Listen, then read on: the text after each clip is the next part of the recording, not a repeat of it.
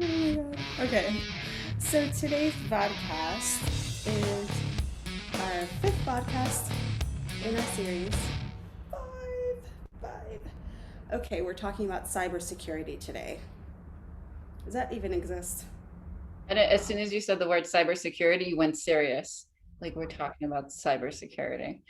It's, It's a topic. it's a topic. It's almost a mute point with all of these fantastic hackers we have out here in the world. But we're talking today about this subject because there are some ways to protect yourself and try to shore up whatever online presence you have as best as you possibly can and without breaking the bank to do so. Unless you have a hacker on your team who can just fight the other hackers, then you're just way ahead of us. Oh, then you're lucky. No, we're not supporting illegal activity to fight illegal activity, but just No, just the FBI does that. yes, I mean, if I could have my huck like from Scandal, that would be amazing. I am looking for my huck. If anybody wants to volunteer, Kat's also looking for a huck. Do you guys know what we're talking about? Fill them in. Scandal, the TV series. I love Scandal. Yeah. So Huck was this computer genius, and I'm just saying that every business needs one for cybersecurity. That's probably your number one weapon against cyber hacks is having a Huck. What we're going to go through today are more conventional methods for people who don't have that, like us. So, Kat, I'll let you get us started. Well, why don't we share some of our personal experiences with issues related to cybersecurity? Yes. I know that when we both worked at one of our last contracting companies, we had a virus that came on. People hacked into the system and got a hold of files, messed with the entire share file structure, emails, and all that. There was literally a Trojan virus running around. Yeah. It was so crazy. We lost so much work, I remember, and we had to basically start the project from scratch, I think. Right. The share files ended up disappearing. The linguist put in so many hours of work, so the company lost lots of money because we're already paying the translators for the work. And then the client now is having to deal with our issue. But then is the client responsible for our own security risk? Probably not, right? So client's not going to pay for the fact that you just got hacked because you didn't have a proper firewall safety security system put in. So that's something to think about, actually. Clients do require that you have a proper secure system. They're not going to take responsibility for your mistakes. That makes Very true. I mean, that's the cold hard truth. sense. Um, many people don't get contracts or larger contracts, government contracts, more competitive contracts with IT companies, AI companies like Microsoft, Google, and the likes. They're smaller, or I'd say companies that are more discreet about their publicity, but they are just as financially well off as those companies, and they do major contracts as private companies, just like government agencies do, and their requirements are stiff. Like it is, you've got to come with your A game, and that means a team, it means software, that means backup plans, but not all of us are there yet. So how do you get there? Like, what's the first step? And so that's really where we want to get. It's that was a that situation was resolved, even though there was a loss taken. Sometimes you just end up losing money, and there is no resolution. There's no fixing it. And I went through that. Someone got into my business account through documents that I had given them. Apparently, when you're trying to get paid for a job, even receiving your billables when the invoice is due puts you at risk for being hacked if it's a fraudulent transaction. So, my case ended up going all the way to the FBI. I filed with ICC3, which is it's a cyber terrorism division of the FBI, and also with the local New York Police Department cyber unit. And at the end of it, they were able to trace back some clues that this was part of a larger overseas network, and I would never get the money back or find any information, and they were long gone. The caveat to any kind of resolution for me, or like any kind of retribution, was that the amount taken was under the threshold for the banks to really monitor it, so they were smart. Not only did they take information from me online, they also took money, and they were able to do that and get away with it, and the banks didn't really flag it, even though I felt that there was something going on. And I tried to stay in communication with the bank manager. I went directly to my main branch that I always bank at, spoke with the manager who was familiar with my account because I always go there. So I had a relationship with the bank, and even then, they just didn't really look at it because their radars, the banks have certain financial radars that they use as like flags. So if you're, for personal accounts, I think there is a flag at $10,000, and it incrementally goes up based on the tier level of your account. So meaning how much your average balance is, the level of your account, if you're a gold member or platinum member or sapphire member or Chase. I mean, every bank has their own different set of thresholds. So without disclosing the bank that I was with at the time, it skirted right under the threshold, and it was like by a few dollars. So the thousands were there, but just a few dollars under the next level. So it just seemed so personal and like an intentional attack. But according to the FBI and the NYPD, they really didn't know me personally. I wasn't being stalked, and I thought that my personal security was at risk, and anybody that I was contracting with was at risk as well. And that wasn't the case. But it was such a infuriating situation because the FBI, they have their limits in terms of tracing small. This is considered a smaller cybercrime when it's under $50,000. So they're not going to go run overseas and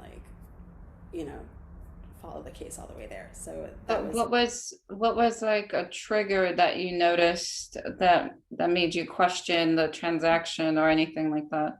What were the red flags? So the red flags for me were I knew that they were an overseas client. So I deal with a lot of international clients. So taking on a new international client wasn't an issue for me because I have clients all over, and even in countries that are considered higher risk countries. I have clients in India, Pakistan, China, Hong Kong, out of Nigeria, out of Kenya, and those countries are also known for a lot of crime. But at the same time, they're also huge tech bases. So, it's like, do you just avoid doing business there because you think you might, if you don't see the person face to face, and even if you do, do you just avoid it because there's so much crime over there? So the answer is no, you don't do that. But so when I initially got the contact, we went through all of my preliminary, document signing and blah blah blah. But their English was never quite up to standard for the level of work we were doing, and so I noticed that, but I ignored it. And so this was a lesson for me. I know that a lot of my other clients who are in the areas I mentioned, in Far East Asia, in Southern Asia, in Africa, even in Europe, because there's a lot of hacking out of Europe too, their English is as good as mine. They make sure that their written English is as perfect as it needs to be for it to be communicable and for it to look like a professional email. If we start having personal conversations, there might be some short text, and even I may not use all the formalities that I would normally use if we didn't know each other on a personal level. Like an email with Kat and I, we'll say things however we want to say it. So being that I didn't know this person, I noticed that their communication was a bit off, just in how they were spelling things. There were a lot of mistakes, and I ignored that. And then they said that they had made a mistake on the invoice, and so I immediately went to the bank and I asked for their account to be checked to see if it was active, if it was valid, if there were any, if the bank could see any history, if the bank account and any of the information were on any lists. So all of that was a no. They weren't able to see anything, and basically the branch manager just told me to monitor it. Wait. So the fact that they said that they made a mistake on the invoice triggered you to go straight to the bank? Yes, because they were new. Basically, what they wanted was they wanted me to send the money back, and Oh, that they felt they had overpaid. And so that didn't make sense based on the work done and the invoices that we had exchanged. So it just seemed like they were like trying to scam me. Like, why would I send you money back that you had paid me for a job completed? So, but the money was already in my account. But, you guys should also note that whenever you receive a check or a wire, there is a period of time after receiving that wire that transaction can still be canceled on the sender's end. So they can still cancel a check on you, they can cancel a wire or have it reversed.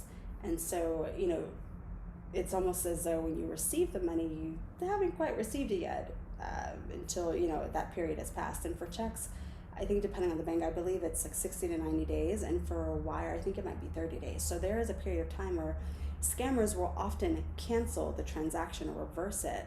And so then that money is taken back out. But instead, what they did was they were able to use my banking information and I still don't understand to the full extent how they got into my bank account, but they basically were able to take money. So I saw several transactions of money being taken out, and they kept getting incrementally larger. And so the money was refunded to me by the bank because I had submitted a fraud claim. But then ultimately, the bank tried to hold me liable, saying that I might be part of this. And so banks will often do that, where they don't always work with you. Sometimes they will work with you depending on the situation. Sometimes you have to get the police involved. Once I got the police involved and the FBI and all the evidence was presented, they realized that I was part of, basically some kind of Ponzi scam. And so, the branch manager at the end of the day was like, this happens to people in value amounts of millions. It's basically like, you're not the only one, and we're sorry. But there's nothing we can do. And, the FBI was like, we have your report on file. They had done some follow ups with me, and they said that they believe that the whole scheme originated in Pakistan, which, it's like, okay, well, so what now? And it's like, well, we can't trace it. So the bank that the banking information and the office information that the client had been using stateside and overseas were all false, and everything all of a sudden was shut down. Numbers weren't working, emails weren't working, addresses didn't belong to any specific company. They weren't registered anywhere with any specific company, and then the bank accounts were closed. So it's like that is a very serious situation that I think most people will not face, but I think it's something that is something to be aware of when you're dealing with international clients, especially when they're doing business within the U.S. or they want to do business with someone in the U.S. There have been other cases where I've had colleagues of mine have their entire company taken over, identity theft, their entire company. There was a colleague of mine out of Portugal. His company was completely taken over. His identity was stolen, and they were basically the persons who were doing this. I think it was a group. I'm not sure if he ever figured out if it was one person or a group of people, but he got the authorities involved over there in Portugal, and they were basically assuming his identity as a company and asking for work to be done, and then never paying people, asking for people's information, and then using that to try to get into their accounts or steal their identities. So it's like chain identity theft happening. So, these things do happen, and they happen in very different forms. And so my case was an extreme case, and I think my colleague's case was also an extreme case in Portugal. But these things do happen, and when you're part of an association or any kind of membership online where you're sharing your information, email, any company information, your location, phone number, you have to be sure that as much as your information can be validated, you validate the other person's information. And so that was where, if I had checked a little bit sooner, if I had paid attention to the cues that were originally, ringing in my head, their English, the fact that they kept making so many spelling mistakes, might have been avoidable. But I think, people get very crafty, and even now, like with the IRS stimulus checks and unemployment and vaccine information. There are all kinds of new schemes that are being created every day because people, they're desperate and there's a crisis, and so whenever there's business going on or whenever there's a crisis, there's opportunity for people to latch on and try to use it for ill intentions.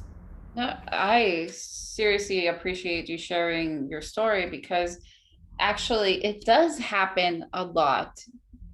And your colleagues, your friends' story also is something that people need to be aware about. So you need to be aware of the scams that involve bank accounts and your security, and we're all excited because we get a client, someone's going to pay us, right? We're maybe it's our first client, maybe it's just a second, and so you're hoping that everything's going to work out. So maybe you're trying to overlook some of these red flags, but and honestly, you have to pay attention to everything. And this is why we're talking about it, so we can bring some awareness to it. So next time that you are getting a client or a job order, you're looking through their website, you're looking at their email, you're looking through some Google searches just to do a basic vetting of this person to make sure that they're some kind of a legit entity.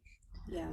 So I looked up some information prior to meeting, and I saw that the Council of Economic Advisors, which is an agency within the Executive Office of the President, estimated that malicious cyber activity cost the U.S. economy between $57 billion to $109 billion.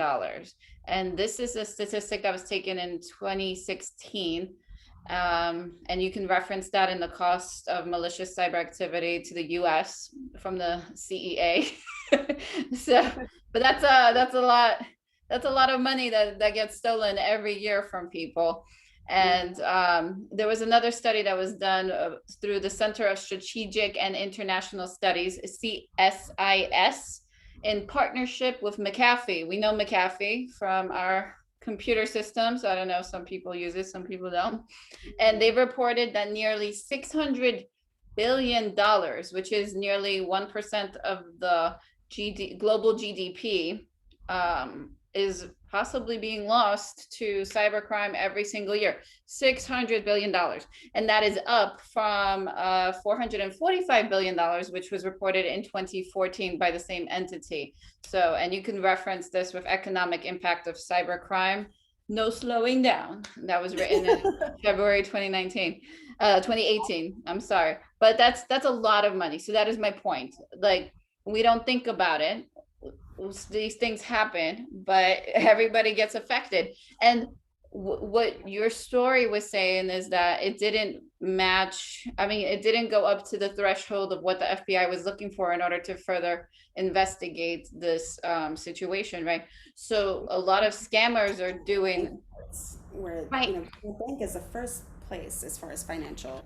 We'll talk about some other areas where the bank is not the first place where people are checking or maintaining some kind of security protocol, but also the bank, they have their threshold. And so you wonder, like, why are these thresholds in place? Why isn't everything being monitored? Because if you travel overseas, like, you spend $1 at the airport and your card's shut down. But when it comes to like incoming transactions or people using your bank account for fraud, it just seems like there's some inconsistencies with how the bank monitors things.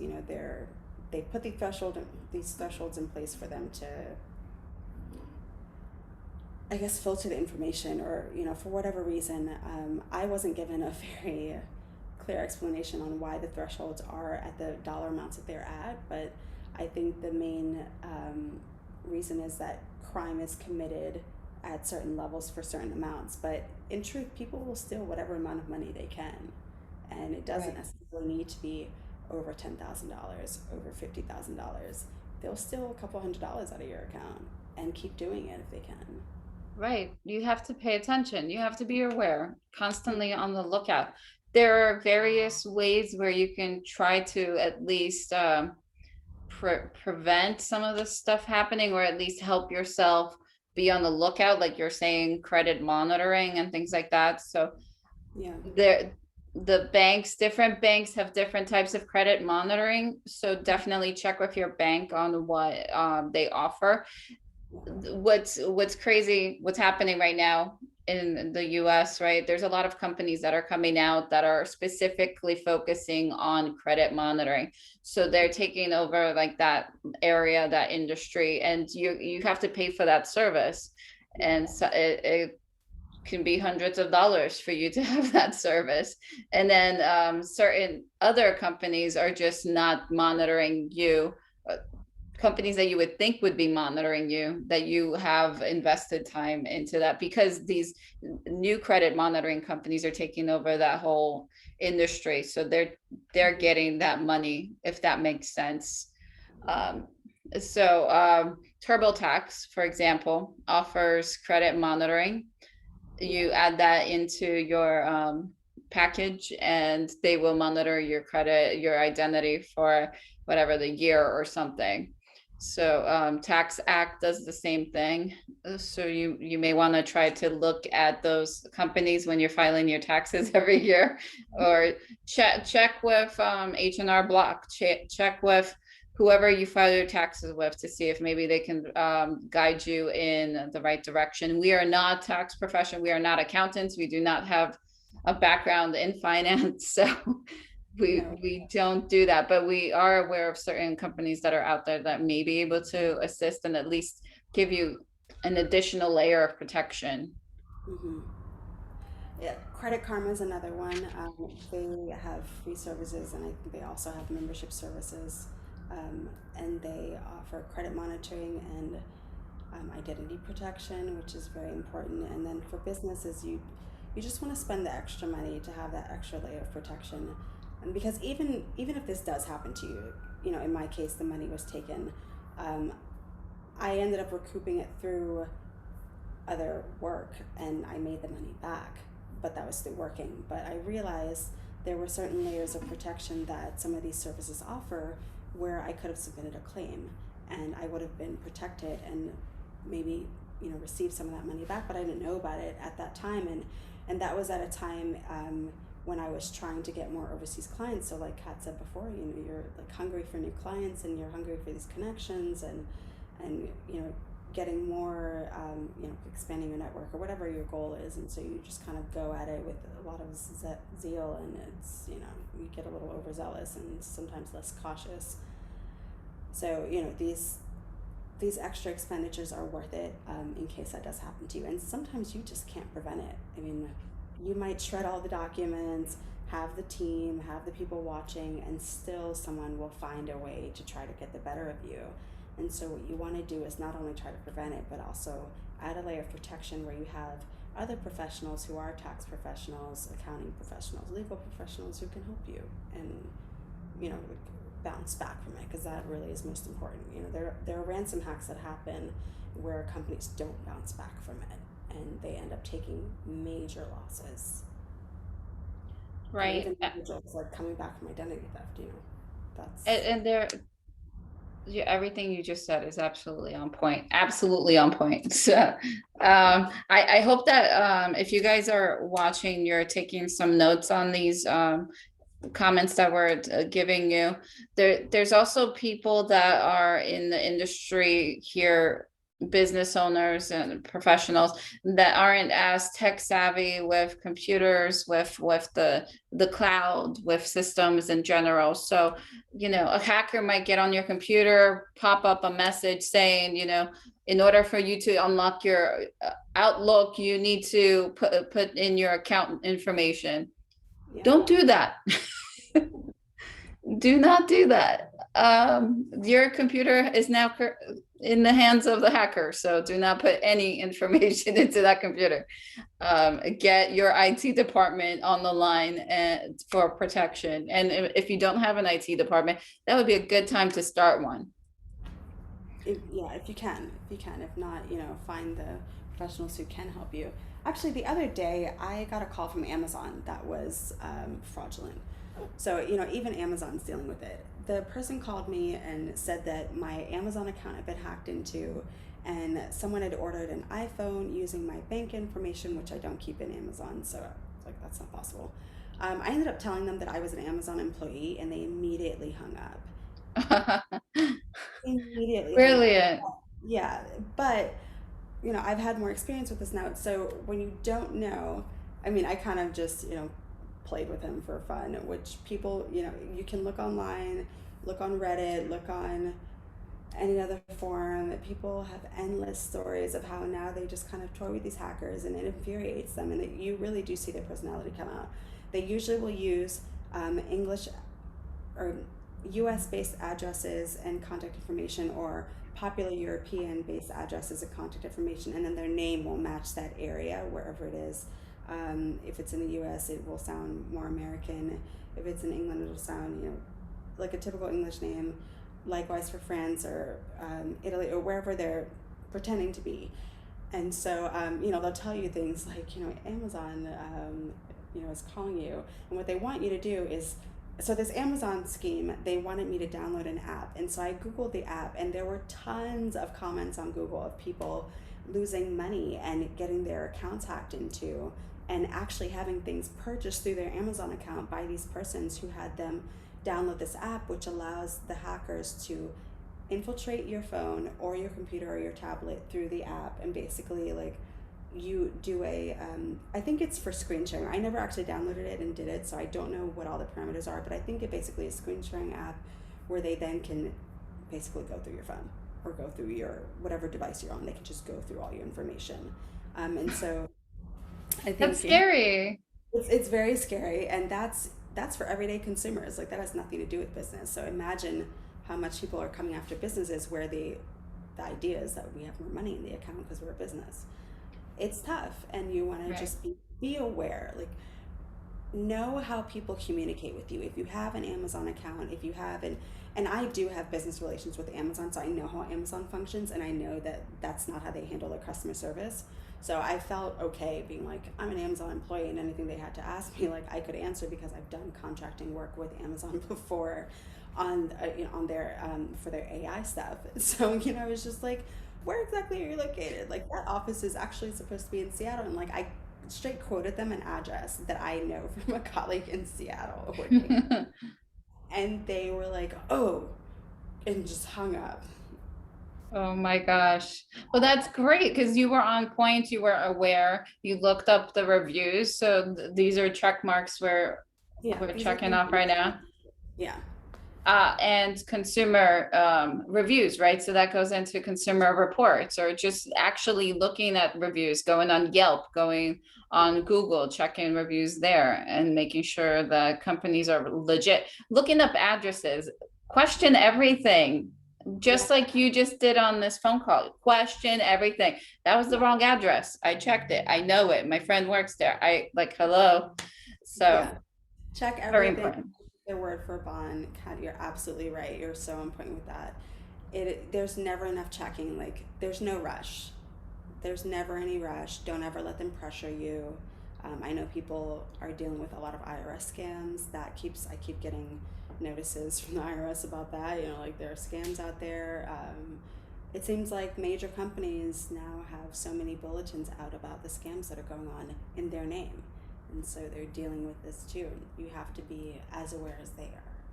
Something simple that happened when I started my company was I would get a bunch of stuff in the mail that would be like, oh, you have 90 days to purchase these certificates for your company, so you have to hang them on the wall. That makes it a legit business. If you don't, and then they quote a legal portion from like the Department of Labor or something, and I'm like, are you serious? Like, I am not a nail salon. Like, what is this? Um, Do they and want you it's to pay them? yeah, of course. Yes. They said you have 90 days. You got to send money in. They put credit card information in there. They wanted to send additional stuff like posters and whatever. And I don't know. But the whole document was not from any government, local, state, or federal government entity, nothing. So it was another business that was Yeah. just sending out information to try to purchase, for you to purchase their stuff. Mm-hmm. That just like notary publics, they have a bunch of stamps and stuff from different companies. This company wanted you to purchase posters and certificates for your business, but their letter made it look like this was some kind of a legal thing that you had to do. So you also need to look at the documents themselves, look at the fine print around the document and on the other side of the document. Like, a lot of these things can look intimidating and scary. Don't fall for those things. And have a shredder near you. Okay. Yeah. Just get rid of it. Yes, get rid of it. So we also wanted to share with you guys some online tools that you can use, when you're setting up your website, when you're setting up your email, things that have encryption that are just, they're not going to be foolproof, but they act as a firewall. They act as a sort of a small fortress between you and the rest of these hackers and people who are trying to send you phishing emails or any malware, because Gmail has gotten a lot better, that a lot of these websites, a lot of companies who have websites where you can create your own website, or even when you have your website done for you, a lot of them have new layers of protection because they just have to, because it's getting worse. And so you want to look into that. So really quick, I'm just going to run through a couple of them, and then I know Kat also has a few that she wants to share. So I'm a huge advocate of using online clouds. So I personally use Microsoft OneDrive, and then I also use Microsoft Business, and that has been a great way to just keep my information encrypted and safe. You can share it with your team members. Whenever Kat and I work together, we have a shared folder, and it's completely encrypted. With Microsoft OneDrive, you can use your face scan as a way of securing your entry. You can use a regular password where you type it in, or you can use a digital code. So there are different ways to do it. You can also connect that to your Microsoft Authenticator, which is part of Microsoft Business. It's a separate app or software on your computer, whether you're using on tablet, phone, or computer. Anytime you use a Microsoft program or any Google-related email, and you're logging in, or you've been logged out, or you're on a new network, or you've changed your device, anything that would alert the program or the login as a new login that's not from the usual IP address or from the usual device, or even if there's a storm and your internet goes out for a second. So it adds a second layer where the app helps to authenticate you, and you can use it through your email. You can also use it through a code. So it can be kind of annoying to have to go and toggle between two apps, but it does add a layer of security, because if the device that you're using or your computer was in the hands of the wrong person, they wouldn't necessarily know to do that, and they wouldn't know what you've set up. So for you yourself, or you and your team members, this is another layer of protection that you can use on your phone, especially because everyone's working from home, so we're using our own devices, or sometimes we're using our devices and the company's device. So these are extra layers of protection that I find very helpful, and also Google Drive and Dropbox. But I'm going to let Kat also mention a few that she is using quite a bit now. So if you just started your business, for example, you're probably using the network, or you've been using the local network drive. You want to go to what Maria was saying with the cloud. So Microsoft OneDrive is brilliant for people that are working, trying to get documents to their clients, their small business. It's great for you to start out with right now, because you don't have 100 employees under you. So this is perfect for those smaller businesses that want to keep things compact and easy to get to. And that also goes with Google Drive as well. It has the same type of two-factor authentication with the apps. Microsoft uses Intune as well, and Company Portal. So that's what Maria was referencing. If you go into their app store, you can look that up. Google Drive, I would select as a second option. I believe Microsoft has a bit more of the security set up in the system. And then if you choose to go to the next level to add more security, because your clients are demanding that type of level of security, then I would recommend like Microsoft Business to work with. They include Azure, which is their tracking of information and who's logging into what device and when. They have all sorts of analytics. So if you have maybe 2 or 3 or 4 employees and you want to track when they're logging in, especially now since we're doing the remote work, Yeah. you want to make sure that they're using the company equipment professionally and not going on websites that could possibly bring a virus onto your device or disrupt your entire share flow. SharePoint, if you don't want to go and pay for Microsoft Business and Azure and all the other types of add-ons that they have, Microsoft SharePoint is just like Microsoft OneDrive. Very similar features. SharePoint seems to be more something that the government would be more familiar with, because a lot of the government agencies are using SharePoint now. So that's probably better. It goes through the firewall. It's acceptable there. OneDrive would not go through certain agencies, but it's still secure. So it just depends on the work that you're doing for private sector or the government sector. So I think SharePoint and OneDrive, definitely great. Microsoft Business, awesome if you want to go to the next level and secure yourself and be sure that everything is going well. On the government side, because I work with a lot of government stuff, contracts. The Department of Defense is currently trying to implement some security measures, a framework, the cybersecurity maturity model that they're implementing, which is going to be requiring businesses that are working with the Department of Defense or on their contracts to make sure that they are compliant with the new security requirements, which would mean all the security safety measures that we were discussing would have to be implemented throughout the entire organization within your company. That would include any phones that you're using for business use, your computers. Everything would need to be up to standard, 2-factor identification. That includes making sure your passwords are encrypted. So simple things like changing your password, right? You type in your password, you see the little stars, you don't see the actual letters popping up. That's a security feature. You don't want somebody standing behind you and copying the password.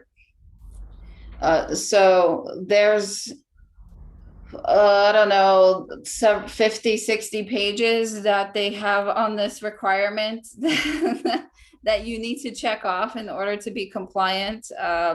They talk about controlled unclassified information, which is CUI, personally identifiable information, PII. You're very familiar with that, Maria. And so a lot of stuff going on there. And again, it depends on what you're doing. But the basic things that we both discussed here is be aware and look around, get information, Anything to add?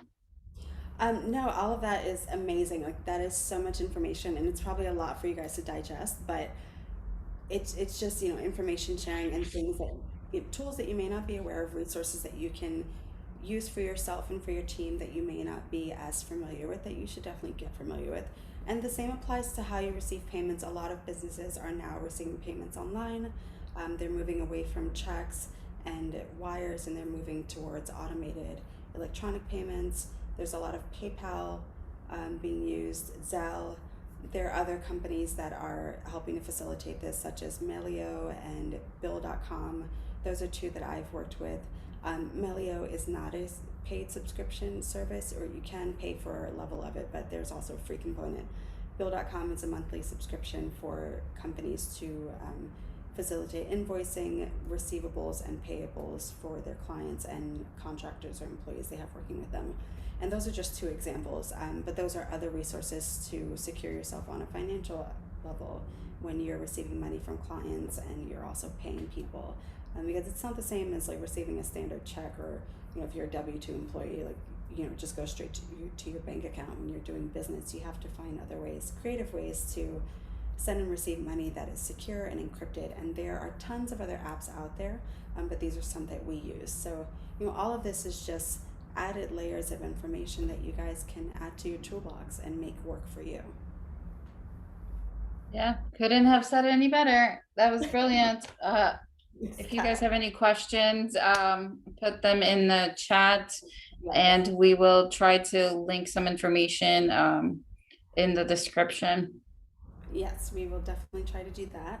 And so if you missed the live video of any of our previous podcasts, they're always on our LinkedIn page and also on YouTube. So you guys can go to those outlets or those social media platforms and find all of the videos that we're doing. And we're going to continue this weekly trend for the rest of the series. So next week, we're looking ahead, right? We are looking ahead next week, and we're going to be discussing building your team. So looking ahead and building your team, and Kat and I will be bringing you all the tools that we use to build our team of consultants and contractors over the years. Yeah, that'll be more fun. Cybersecurity seems so serious. It is very serious. I was telling you last week, this could go on for hours. Like, I don't know how you can possibly condense this. We have so much information, and we're just basically providing you with the baseline. Yes, in a very condensed, squeeze it into less than an hour for you guys, but it helps, we don't always get this information until it's too late, until we have to go look for it, and we don't have to wait till then when it's available now. Right, exactly. Watch the videos, watch our other videos, subscribe, follow, share, and come back next week. Thank you so much, everybody, and thank you, Kat. Thank you. Thank you, Maria, for doing this with me. Yes. And next week we'll be back at it. Yes. Bye, guys.